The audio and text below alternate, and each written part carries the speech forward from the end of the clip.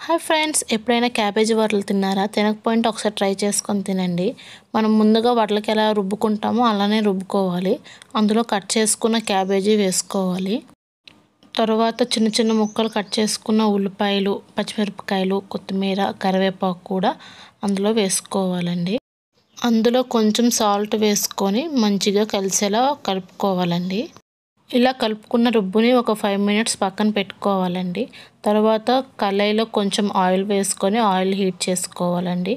తర్వాత చేతుల్ని ఇలా తడి చేసుకుంటూ ఆ రుబ్బును ఇలా రౌండ్ బాల్స్ చేసుకొని ఇలా సమానంగా చేసుకొని మధ్యలో ఒక హోల్ అయితే చేసుకొని ఆయిల్లో అయితే మెల్లగా వదలాలండి.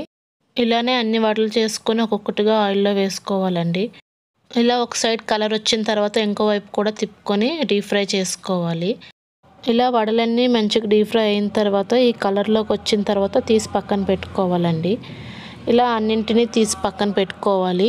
ఇలా అన్నింటినీ చేసి పక్కన పెట్టుకోవాలండి. చూడండి బయట ఎంత క్రిస్పీగా ఉన్నాయో, లోపల అయితే సాఫ్ట్గా ఉంటుందండి. చాలా బాగుంటాయి. నచ్చితే మీరు ట్రై చేయండి.